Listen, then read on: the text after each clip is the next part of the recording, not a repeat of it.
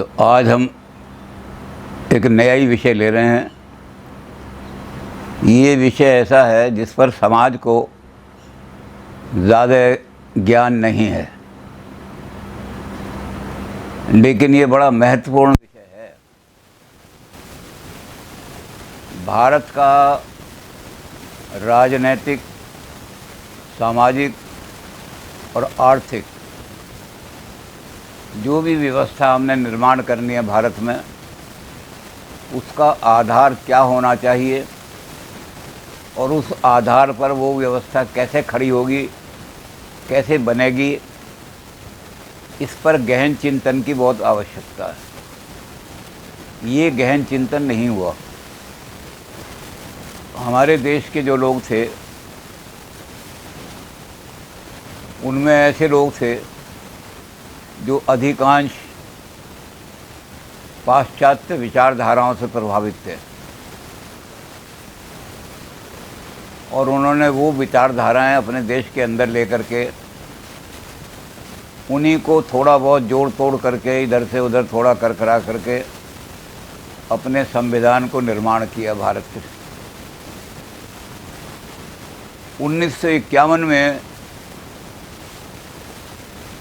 जब श्यामा प्रसाद मुखर्जी ने एक नई संस्था बनाई कि भारत का नवनिर्माण भारतीय संस्कृति के आधार पर कैसे करें, तो इस काम के लिए उन्हें एक आदमी मिला, बहुत बढ़िया, बहुत विद्वान। वो थे पंडित दीनदयाल उपाध्याय जी। उन्होंने उपाध्याय जी को ये काम सौंपा कि एक तो अपने संविधान का अध्ययन करो, इसमें कहीं भारतीयता नहीं है। कुछ हमने अमेरिका से लिया, थोड़ा सा हमने रूस से ले लिया, थोड़ा सा फ्रांस से ले लिया। इक्वलिटी, लिबर्टी, ये सारी चीज़ें हमने कहीं का इधर उधर से ले करके और उनको एक सूत्र में बांधने की कोशिश की, लेकिन वो बंधी नहीं। ये जो इन्होंने चीज़ देखी थी 1951 में, इसका परिणाम हम आज देख रहे हैं। हमारे संविधान में कितने संशोधन हुए हैं और कितने संशोधन की अभी संभावना और है। जब हम इसको देखते हैं तो 75 संशोधन हो गए। अब संविधान में जब इतने संशोधन हो गए तो इसका मतलब संविधान जो बनाया था उसमें बहुत सारी कमियां थीं। और देशों के संविधान में, अब इंग्लैंड का संविधान है, मेरे ख्याल से कई सौ साल हो गए, वो सारा लिखित संविधान नहीं है इंग्लैंड में, परंपराओं पर खड़ा हुआ संविधान है, और फिर भी वहाँ सैकड़ों साल से कोई परिवर्तन नहीं हुआ उसमें। अन्य देशों में भी ऐसा ही हुआ कि संविधान बनाया 150 साल पहले, 125 साल पहले, और अभी तक उसमें 1 या 2 परिवर्तन हुए हैं। तो भारत में इतने सारे परिवर्तन की क्या आवश्यकता पड़ी, जो आज पता लग रहा है हमें। ये 1951 में दीनदयाल जी ने इस पर सारा अपना ध्यान लगा करके वो कहा कि ये भारतीय संविधान जो है, ये भारतीय चिति यानी भारत की जो आत्मा है उसके अनुकूल नहीं है। इसलिए आपको इसमें बहुत संशोधन करने पड़ेंगे। और अगर अभी शुरू में, क्योंकि 1950 में लगा था, तो उन्होंने कहा था 1951 में कि अभी अगर इकट्ठा इसको दोबारा रिवाइज कर लो तो बार बार संशोधन से बच जाओगे। अब दीनदयाल जी तो चले गए, लेकिन उनकी ये बात आज तक दिखाई दे रही है कि बार बार संशोधन करने पड़ रहे हैं। तो दीनदयाल जी ने एक एक चीज़ को बड़ी गहराई से देखा। उन्होंने सबसे पहले तो ये देखा कि हमारे संविधान पर जो बाह्य प्रभाव हैं, पहले उन प्रभावों का उन्मूलन किया जाए, क्योंकि उनके हमारे देश पर वो फिट नहीं बैठ रहे। एक एक चीज़ वो लेते गए। सबसे पहले उन्होंने जब बाह्य पॉलिटिकल साइंस और बाह्य समाजशास्त्र का अध्ययन किया तो उन्होंने ये पाया, देखा कि वहाँ विखंडित विचारधारा है सारी। जब मनुष्य को, मानव का अध्ययन करते हैं, इंडिविजुअल का अध्ययन करते हैं, तो इंडिविजुअल को एक एटॉमिक इकाई मानते हैं। एटम की तरह से एक इंडिविजुअल दूसरे इंडिविजुअल से बिल्कुल अलग है। और फिर उनको जोड़ने के लिए कोशिश की गई कि इनको जोड़ो।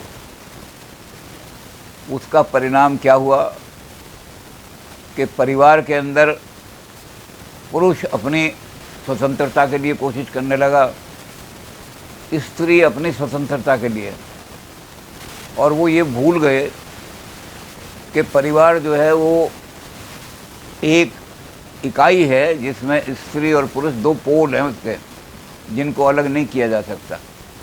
लेकिन वहाँ इंडिविजुअलिज्म इतना फैला पाश्चात्य में कि हर व्यक्ति अपने आप को स्वतंत्र इकाई मानने लगा, और इसलिए परिवार सारे टूट गए, विखंडित हो गए। वहाँ ये हालत हो गई है कि आज परिवार नाम की जो चीज़ है वो केवल नाम के लिए रह गई है, और पुरुष और स्त्री दोनों का अलग अलग आचरण है।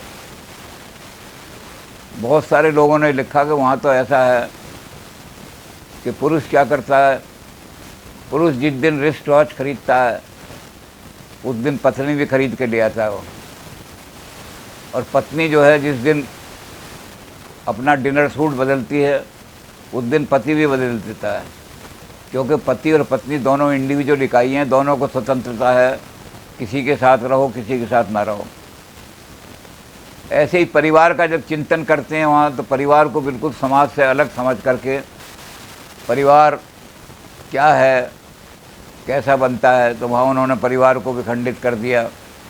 और उन्होंने कहा कि दो तरीके के परिवार हैं। पाश्चात्य जगत ने कहा कि दो तरीके के परिवार हैं। एक तो वो परिवार जिसमें हमारा जन्म हुआ है, the family of our birth, और एक वो परिवार है जिसमें फैमिली ऑफ अवर प्रोजेनी, जिसमें हमने अपने बच्चे पैदा करने हैं। तो उसके कारण से संयुक्त परिवार बिल्कुल टूट गए। हमारे यहाँ इकट्ठे है, जिस परिवार में हमने जन्म लिया है वो, और जिस परिवार ने हमें आगे बच्चों को बढ़ाना है, तो अपनी परिवार की परंपरा को बढ़ाना है। तो ये दोनों परिवार अलग अलग नहीं किए जा सकते भारतीय संस्कृति में। पर पाश्चात्य में उन्होंने इस तरह से देखा कि परिवार एक इकाई है, स्वतंत्र, वो समाज से बिल्कुल उसका कोई मतलब नहीं। अपना जैसे एक बंद डिब्बा होता है, उस बंद डिब्बे में एक कीड़ा अंदर पलता है रेशम का, इसी तरह उन्होंने कहा कि परिवार इस तरह के बंद डिब्बे जैसे हैं, और इन परिवारों में इन दोनों को अलग अलग कर देना चाहिए। जो हमारा बर्थ का परिवार है वो अलग जाना चाहिए, और जो हमने आगे अपने परंपरा चलानी है वो। तो इस तरह से समाज के साथ परिवार का कोई संबंध नहीं, अलग है। ऐसे ही जब समाज की कल्पना की तो बड़ा भयंकर उनके सामने एक चीज़ आई। वो चीज़ आई कि वहाँ एक बड़े भारी थिंकर हुए हैं जिनको माना जाता है कि बहुत उच्च कोटि के समाजवादी हैं, समाजशास्त्री हैं। वो हैं हॉब्स। हॉब्स ने कहा कि पहले आदमी ऐसे रहता था जंगलों में जैसे जानवर रहते हैं, बंदर है, शेर है, हाथी है, सारे से। इनका कोई समाज नहीं होता, न इनमें सामाजिक चेतना होती है। कुछ हायर एनिमल ऐसे हैं जिसमें हर्ड मेंटेलिटी होती है, लेकिन वो हर्ड मेंटेलिटी सोशल नहीं कही जा सकती। बंदर बहुत सारे इकट्ठे घूमते हैं, हाथियों के झुंड साथ साथ चलते हैं, तो कुछ में ये हर्ड मेंटेलिटी तो है, लेकिन इनको हम समाज नहीं कह सकते, क्योंकि ना वहाँ कोई सामाजिक मर्यादा है, ना कोई सामाजिक नियम है उनके अंदर। तो मनुष्य भी पहले इसी तरह रहता था, अलग अलग घूमता था, अपना अलग अस्तित्व है। कहीं घूमता फिर रहा है तो उसको भूख लगी तो उसने जो चीज़ मिली, जो भी उपलब्ध हुई, उस उपलब्ध को, उस चीज़ को खा लिया। उसके बाद उसे जो दूसरी इच्छा है उसकी प्रजनन की या सेक्स की इच्छा, उसके लिए वो घूमता फिर रहा है। और जो फीमेल है वो भी घूमती फिरती है। इसी तरह वो कहीं मिल गए, आपस में मिल कर के उन्होंने संतान उत्पन्न कर ली, उसके बाद चले गए। एक दूसरे से कोई मतलब नहीं है। एक कुत्ता संतान उत्पन्न करता है तो फिर वो उस कुतिया के साथ नहीं रहता, कहाँ चला जाता है कुछ पता नहीं लगता उस कुतिया को। और उस संतान का कौन पालन कर रहा है ये भी पता नहीं लगता। अब इसमें सबसे बड़ी बात क्या है कि जब लोगों को ये लगा कि हमारी जो रक्षा की, सुरक्षा की चीज़ें हैं, हम जंगली जानवरों से, भयंकर जानवरों से अपनी सुरक्षा नहीं कर सकते अकेले, तो उन्होंने कोई तरीके निकाले क्या करें। हमारी जो जब ऐसा निकाला कि हम मिल कर के रहें, तो ये हुआ कि भाई मिल कर के रहेंगे तो हमें कोई कानून भी बनाने चाहिए, मर्यादा बनानी चाहिए कि अगर हम मिल के रहेंगे तो इन कानूनों का पालन करेंगे। और भी इस तरह की हमें आवश्यकताएं पड़ी। तो उन आवश्यकताओं को देखते हुए हमने क्या किया कि एक जगह बैठे मिल कर के हमने आपस में संधि कर ली। सोशल कॉन्ट्रैक्ट थ्योरी कहलाती है ये। और ये पाश्चात्य में यही थ्योरी बहुत ज़्यादा प्रचलित चलती है कि कोई समाज नाम की चीज़ नहीं है, समाज नाम की कोई चीज़ नहीं होती।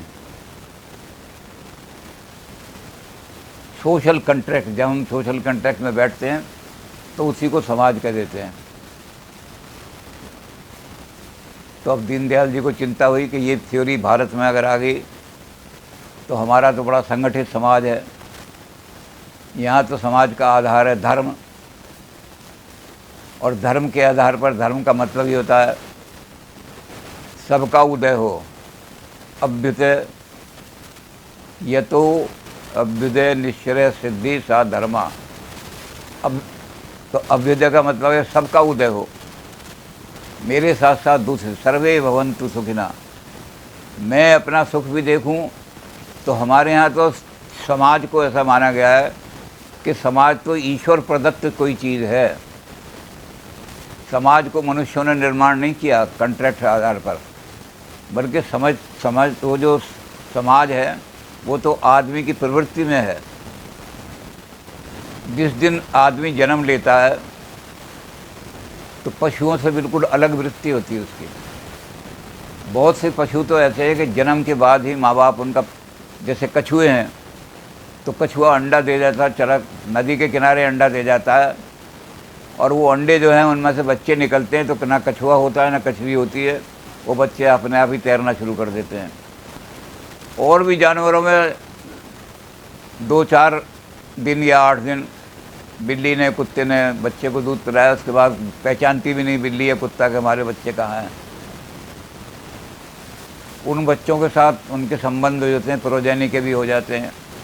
बिल्ली का बच्चा अपनी माँ के साथ ही संतान पैदा कर देता है क्योंकि वो पहचानते ही नहीं कि मेरी माँ है।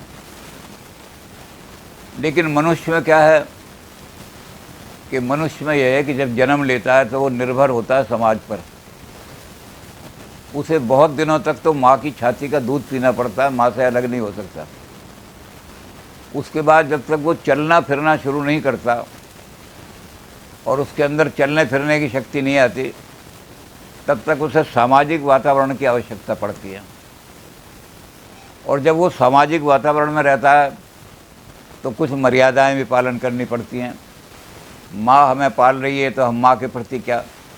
तो हमारे यहाँ ये बताया कि जन्मजात ही आदमी को समाज मिलता है बना बनाया, समाज आदमी नहीं बनाता। समाज तो ईश्वर प्रदत्त है, बनाता है। समाज की अपनी आत्मा होती है, समाज के अपने नियम होते हैं, समाज की अपनी प्रवृत्तियाँ होती हैं।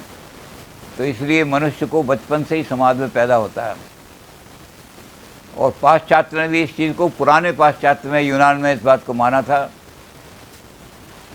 सबसे पहली चीज़ जो एरिस्टोटल ने लिखी थी, क्योंकि वो प्राचीन लोग थे, नए लोग नहीं थे, तो सबसे पहली चीज़ लिखी थी, man is a social animal, apart from society either he is God और ही इज़ ए बीस्ट। मनुष्य जो है सामाजिक प्राणी है, बिना समाज के नहीं रह सकता। और जो आदमी समाज से अलग है, या तो वो परफेक्ट बन गया है, उसे उसमें किसी चीज़ की कमी नहीं है और उसे किसी सहयोग की ज़रूरत नहीं, इसलिए वो गॉड बन गया है। तो समाज से जब अलग होगा तो या तो गॉड बन जाएगा कि मैं परफेक्ट हूँ, मुझे किसी की सहयोग की ज़रूरत नहीं, और या फिर वो बीस्ट, जंगली जानवर बन जाएगा। वो जंगली जानवर की तरह रहेगा, मनुष्य की तरह नहीं रह सकता। अगर वो मनुष्य है तो सोसाइटी में रहना ही पड़ेगा, क्योंकि सारी न्यूनताएं सोसाइटी में पूरी होती हैं। सोशल नियम ही आदमी को आगे बढ़ाते हैं, और जब आदमी सोसाइटी में रहेगा तो उसके अंदर आगे बढ़ने की इच्छा भी आएगी। ये एरिस्टोटल ने भी इस चीज़ को नहीं सोचा था, बस मनुष्य को ही सोच लिया था कि मनुष्य सोशल एनिमल है। लेकिन भारतीयों ने सोचा कि सोसाइटी जो है आदमी को क्या करती है, क्योंकि हमारे यहाँ सोसाइटी जो है वो धर्म और अध्यात्म के बेस पर खड़ी हुई है, तो सोसाइटी उसको प्रेरित करती है और ऊपर उठने की। तुम मानव हो, मानव से ऊपर उठो।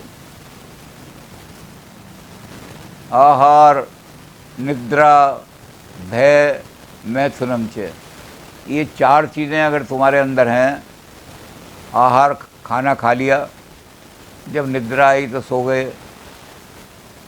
खुद भी भयभीत होकर के अपनी गुफाओं में घुस जाते हैं और औरों को भी भयभीत करते हैं। मच्छर की जब भिन-भिन आदमी सुनता है, इतना भयभीत हो जाता है कि मलेरिया आएगा, फ़ौरन वो छिड़काव करना शुरू करता है मच्छर का। तो आदमी भयभीत भी करता है, भयभीत भी होता है। और मैथुनम संतान उत्पत्ति करता है, जानवर भी करते हैं। तो अगर ये 4 चीज़ें हैं तो आप मनुष्य नहीं हैं, आप पशु हैं। आप सोशल नहीं बन सकते। अब आपको सोशल बनाने का काम कौन करेगा? परिवार करेगा। परिवार आपको ऐसी चीज़ें बताएगा कि जो आपको सोशल बनाए। तो ये परिवार को आदमी ने नहीं बनाया, परिवार प्रदत्त है, ईश्वर प्रदत्त, उसमें आदमी ऊपर उठता है। परिवार के बाद फिर आदमी स्कूल में जाएगा, स्कूल उसको और भी अच्छे कुछ वैल्यूज़ देगा, और वैल्यूज़ को दे करके वो क्या होगा कि उसका सोशलाइजेशन होगा स्कूल के अंदर। एजुकेशन क्या है? एजुकेशन कोई ये चीज़ नहीं है कि हमने किताब पढ़ा दी। एजुकेशन है सोशलाइजेशन। एक बायोलॉजिकल प्राणी को जो पशुओं की तरह होता है जन्मजात, उससे उसको सामाजिक प्राणी बनाना है। सामाजिक प्राणी बनाने का काम शिक्षा ही करती है। जो आदमी शिक्षा क्षेत्र में जाएगा, स्कूल में जाएगा, तो वहाँ स्कूल में उसका व्यवहार ऐसा होगा जिसको कहते हैं डिसिप्लिन, अनुशासन। वहाँ जो शासन है, जो मैनेजमेंट है, जो स्कूल की व्यवस्था है, उस व्यवस्था का पालन करना पड़ेगा। और वो स्कूल की व्यवस्था कहाँ से आई है? वो स्कूल की व्यवस्था हमारी समाज जैसा चाहता है, समाज कैसे प्राणी चाहता है, तो वैसे ही हम स्कूल बनाते हैं। समाज चाहता है कि हमारे समाज में प्रजातांत्रिक प्राणी बनने चाहिए, तो स्कूलों में वही नियम होगा, वही अनुशासन होगा। तो जो भी आदमी निकल के जाएगा वो प्रजातांत्रिक आदमी बन के जाएगा। अब स्कूल के बाद भी आदमी को जब सिखाया जाता है कि तुम सामाजिक प्राणी बन गए, फिर आदमी ऊपर उठने की कोशिश करता है, और वो सामाजिक प्राणी से फिर राष्ट्रीय प्राणी बन जाता है। अपने समाज के अलावा जितना समाज है उससे ऊपर उठ करके तो उसमें राष्ट्रीयता भावना आ जाती है। ये पूरा राष्ट्र मेरा राष्ट्र है, और इस राष्ट्र की जितनी भी मर्यादाएं हैं उनको मैं अपने जीवन में पालन करूंगा। तो ये भारत में ही है, कहीं और दूसरे देशों में नहीं है। और जब वो राष्ट्रीय बनेगा तो राष्ट्रीय के बाद क्या होगा कि और ऊपर उठेगा वो, अब वो वैश्विक प्राणी बन जाएगा। वसुधैव कुटुम्बकम, ये सारी वसुधा, संसार के जितने भी देश हैं, संसार के जितने भी मानव हैं, ये सब मेरे ही भाई बंधु हैं।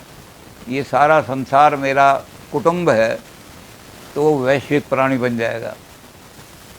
और वैश्विक प्राणी जब बनेगा तो उसे देखना पड़ेगा कि इस विश्व का संरक्षण करने के लिए, इस विश्व को ठीक रास्ते पे चलाने के लिए ये सारा विश्व संपन्न हो। जैसा हमने कहा शुरू में कि भारतीय चिट्ठी क्या है, सर्वे भवन्तु। एक आदमी की बात नहीं करती भारतीय संस्कृति। इंडिविजुअल मिलकर के समाज नहीं बनाते, बल्कि समाज आदमी को बनाता है। तो इसमें आदमी क्या करता है, हमारी जो भारतीयता है वो कहेगी कि मैं सुखी हूँ, ये ऐसा नहीं है। हम कहेंगे सर्वे भवन्तु सुखिना। तो जब ये भावना आएगा सर्वे भवन्तु सुखिना, तो हम आदमी, वैश्विक आदमी से भी वो फिर देवत्व की ओर चला जाएगा, और देवत्व से भी ऊपर उठ करके वो फिर ब्रह्मांड में समा जाएगा, ब्रह्म बन जाएगा, समष्टि में लीन हो जाएगा। पाश्चात्य किसी दर्शन ने ये बात नहीं कही। तो हमारे पास जो पाश्चात्य व्यवस्थाएं वो हमारे भारत के बिल्कुल अनुकूल नहीं हैं। दीनदयाल जी ने सबसे पहले इस व्यवस्था को ही कंडेम किया है कि पाश्चात्य जगत में चूँकि समाज को मानव निर्मित माना जाता है, इसलिए हर एक समाज की इंस्टीट्यूशन, समाज का हर एक संगठन, समाज की हर एक इकाई बिल्कुल इंडिपेंडेंट मानी जाती है, और इंडिपेंडेंट होकर के उसको वर्णन किया जाता है। सारे शास्त्री जितने भी हैं थिंकर वहाँ ऐसे ही मिलेंगे कि जो थिंकर एक परिवार के बारे में सोचने वाला है, परिवार के बारे में लिखेगा। वो कोई सामाजिक थिंकर है, समाज के बारे में लिखेगा, समाज कैसे निर्माण हुआ। और जो राष्ट्र के बारे में वो केवल राष्ट्र की कल्पना करेंगे। राष्ट्र कहाँ से बनेगा, अगर इंडिविजुअली अच्छे नहीं है सारा राष्ट्र कहाँ से बन जाएगा। तो इंडिविजुअल को इग्नोर करके राष्ट्र को कैसे खड़ा कर देंगे। तो पाश्चात्य जगत में सब एकांगी थिंकिंग है सारी, वहाँ कभी कलेक्टिव थिंकिंग हुई नहीं। तो इसलिए हमें क्या करना है, इसको एकात्मता लानी है। परिवार के बिना व्यक्ति नहीं है, इसलिए जब व्यक्ति का चिंतन करेंगे तो परिवार का चिंतन करेंगे। और परिवार जो हमारे बने हैं ये समाज के, अगर समाज के साथ नहीं मिल पाते तो परिवार समाज में कभी नहीं घुल मिल पाएगा, तो नष्ट हो जाएगा। तो परिवार के साथ साथ ही समाज का चिंतन बहुत ज़रूरी है। ये एकात्मता आनी शुरू हुई भारत में। और समाज के साथ जब हम बात करेंगे तो उस समाज का संरक्षण करने के लिए, पोषण करने के लिए, उस समाज का आगे बढ़ाने के लिए राष्ट्र की आवश्यकता पड़ेगी। तो एक राष्ट्रीय शक्ति खड़ी होगी, और राष्ट्रीय शक्ति में भी अगर हमने इंडिविजुअल को इग्नोर कर दिया तो उस राष्ट्र की रक्षा करने वाले कौन से आएंगे, कहाँ से आएंगे। तो राष्ट्र का अकेले में चिंतन नहीं किया जा सकता। तो समाज के साथ हम फिर राष्ट्र का चिंतन करेंगे, और राष्ट्र से आगे जा कर के अंतर्राष्ट्रीय चिंतन में क्या होगा कि वहाँ अंतर्राष्ट्रीय चिंतन में हम एक एक देश को ऐसा देखेंगे कि हर देश एक अलग यूनिट है। और जब इस दृष्टि से देखेंगे तो टकराव बहुत होंगे संसार में। इसीलिए टकराव हो रहे हैं कि हम राष्ट्रवाद को बिल्कुल इंडिपेंडेंट समझते हैं, ये नहीं समझते कि अंतर्राष्ट्र भी एक कोई चीज़ है। तो सबसे पहली चीज़ इन्होंने कहा कि हमारी भारत की संस्कृति के हिसाब से हम हर एक इंस्टीट्यूशन को अलग अलग इंडिपेंडेंट इंस्टीट्यूशन नहीं मानेंगे, जबकि पाश्चात्य उनको अलग अलग थिंकिंग करता है। हम क्या करेंगे, इन सबको इकट्ठा, परिवार में से राष्ट्र निकले, समाज निकलेगा, समाज में से राष्ट्र निकलेगा, राष्ट्र में से विश्व निकलेगा। तो इसको उन्होंने कहा ये है एकात्म। ये भारत की संस्कृति का सबसे पहला उसूल ये है, अखंड मंडलाकारं व्याप्तम येन चराचरं तत्पदम दर्शितम येन तस्मै श्री गुरुवे नमः। जो हमारे यहाँ थिंकर हुए हैं, बड़े बड़े थिंकर जिनको हम गुरु मानते हैं, उन्होंने हमेशा अखंड का बोध कराया। उन्होंने कहा जो अखंड है उसमें आपने मिलना है। तो उस अखंड के साथ आपका मिलन कब होगा, जब ये एक दूसरे के साथ मिले हों। परिवार समाज के साथ मिला हो, समाज राष्ट्र के साथ मिला हो, राष्ट्र जो है अंतर्राष्ट्र के साथ मिला हो, विश्व के साथ, और विश्व जो है सारी प्रकृति जड़ चेतन इसके साथ मिला हो, और फिर वो जड़ चेतन प्रकृति जो है वो ब्रह्मांड के साथ मिली हो। तभी हम जा कर के और ये कह सकते हैं कि अखंड का बोध कर सकते हैं। तो हमारे यहाँ गुरुओं ने क्या सिखाया भारत में कि अलग अलग चिंतन मत करो इनका। सारे समाज के, सारे विश्व के अंदर जो कलह हैं, झगड़े हैं, लड़ाइयाँ हैं, वो इसीलिए हो रही हैं कि हम अलग अलग चिंतन करते हैं। और ख़ास तौर से जहाँ बहुत एडवांस लोग हैं वहाँ तो बिल्कुल ही विखंडित हो गए हैं, सब सारा टूट गया। समाज का कोई बोध नहीं किसी को, समाज कहाँ जा रहा है कुछ नहीं। हमें अपना सुख चाहिए, और अपने सुख में भी हमने परिवार तोड़ दिए। और वहाँ एक बहुत बड़े व्यक्ति हैं जिनका वर्णन दीनदयाल जी ने भी किया है, बहुत बड़े समाजशास्त्री हैं, उनका नाम है सोरोकिन, P.A. सोरोकिन, अमेरिका के समाजशास्त्री हैं। P.A. सोरोकिन ने अपनी किताब में, क्राइसिस की किताब में, कि संकट जो आया हुआ है अमेरिका में वो कोई आर्थिक संकट नहीं है, वो संकट कल्चरल संकट है। अमेरिका ने लोगों को बड़े साधन दिए हैं ऐश और आराम के, बड़े मारक हथियार भी बनाए हैं अमेरिका ने, लेकिन अमेरिका में परिवार जो टूट गए हैं तो उसके कारण से क्लेश ही क्लेश है, सारा दुख ही दुख है। और उन्होंने बड़ी अच्छी उपमा दी है। उन्होंने कहा कि अमेरिका में जो समाज टूटा है, परिवार टूटे हैं, तो एक और थिंकर हैं, उनका नाम है रिचर्ड ला पेरे।